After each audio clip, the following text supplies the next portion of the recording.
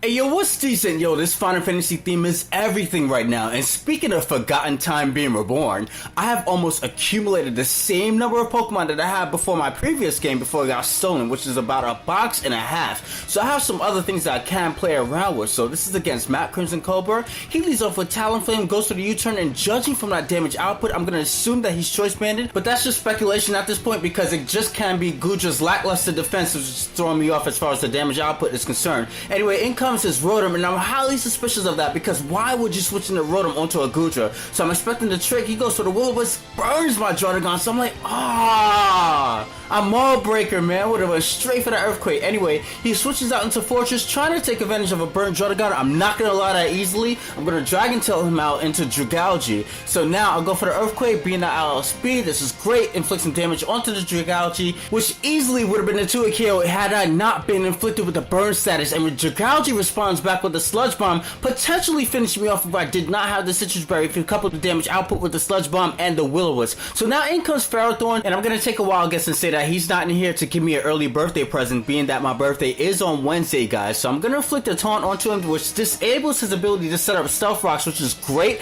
So now I'm thinking like, okay, Ferrothorn can't do too much to me, or Ferrothorn may actually want to stand and finish me off with the Gyro Ball, being that I'm burned, and I'm thinking that he's gonna get the notion that I'm physical oriented since I did use Dragon Tail and Earthquake. So I'm thinking that he's actually gonna stay in. He doesn't do that, but instead he switches out into Fortress, only to get Flamethrowered and then trapped, being that I do have the Magneton with the Magnet Pole and Hidden Power of Fire. So either way, that Fortress is done. I decide to lock myself, being that I'm a Choice Scarf variant, into Vault Switch so I can get my Gliscor going on here as far as the Toxic Orb is concerned. He responds with the Rotom. I'm going to switch out into my Gudra, being that it was kind of an obvious switch for me, and also I kind of did expect him to go for the Vault Switch, but on the safe side, just in case he happened to go for the Hydro Pump, I did not want my Gliscor biting the dust here, especially since he has this thing flying around here, freely able to do priority Brave Birds onto me. Now I'm not having none of that, son. So anyway, I noticed that after he takes out my Gudra, that this dude doesn't really have too much electrical resist after I take out Ferrothorn as well as Dragalge. So once I take those two out of the way, I'll be fine.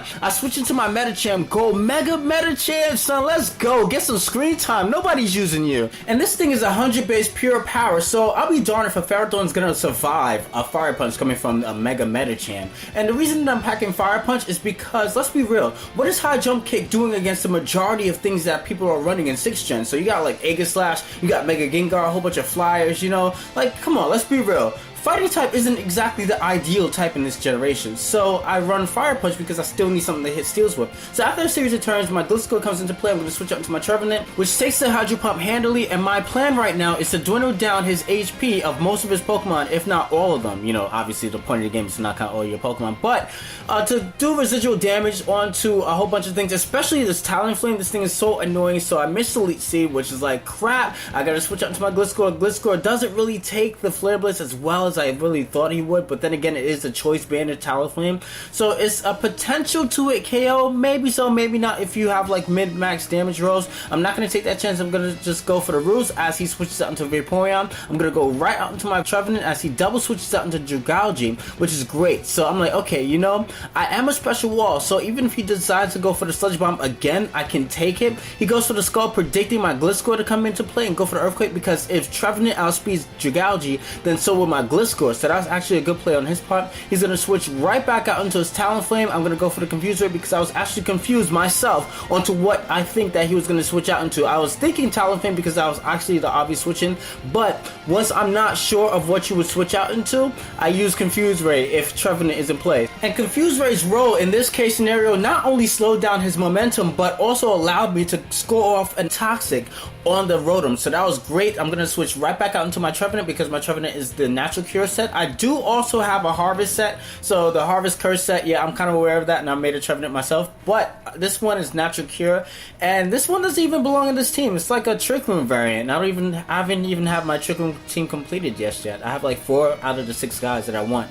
But anyway, he's going to switch into his Talonflame, which is great. I can switch right back out into my Gliscor. If he switches right back out into his Rotom, I just repeat the process again, which is great because I do have the Natural Cure, so I won't be, you know, taking residual damage from the burn. He's going to have to burn me again if he like periodically wants residual damage out into my Trevenant. So now I'm going to switch right back into my Trevenant again to repeat the process, but then I see Rest, and I'm like, oh crap. I never even thought of that. And just what's ironic is that I myself used to run this particular bald Rotom all the time.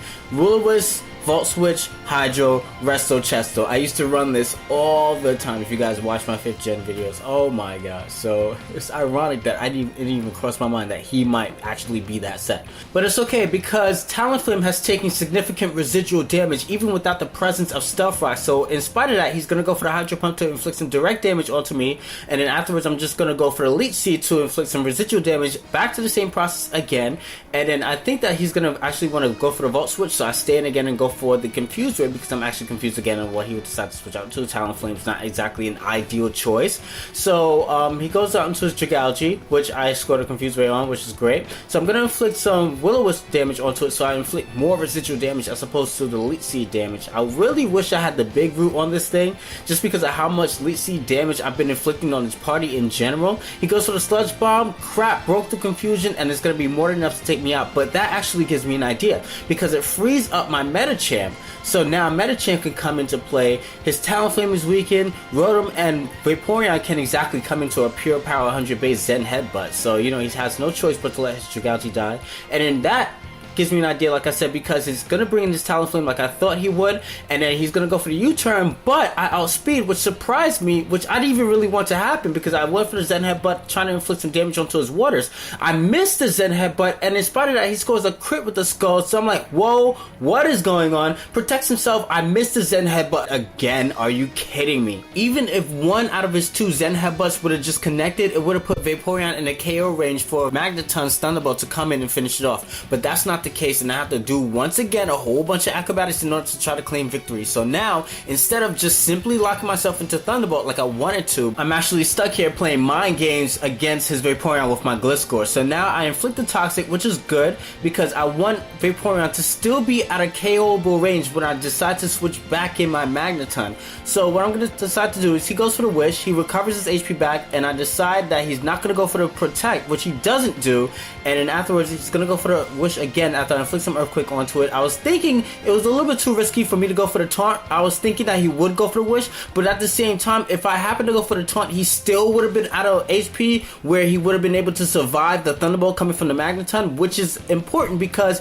what that means is that he will be able to inflict some damage onto the Magneton with Vaporeon, which in turn means that my Magneton can't survive Hydro Pump coming from the Rotom, and I definitely need to finish off his Rotom in order to claim good game, but that's not the case anyway. Vaporeon survives, potentially destroying all of my hopes and dreams with that Scald attack that he just inflicted onto the Magneton, and all I have to hope for is that Rotom's Hydro Pump would be inaccurate and maybe Magneton would just dodge to the left or dodge to the right, you know, and that does not happen. I inflict the Thunderbolt and Rotom responds back with an accurate, sure shot Hydro Pump to the face. So that was a great game, and I really want to say to you guys, thank you ever so much for 12,000 subs. I don't say this enough when I reach a milestone, but I'm hella appreciative that you guys actually take the time to watch little old me. I mean, seriously, in high school, I was to myself. I was quiet, man. So, like, to have a whole audience is like freaking wow. Hello? And thank you, Joey, so much for recording this match for me. I really appreciate it. Peace. What you doing?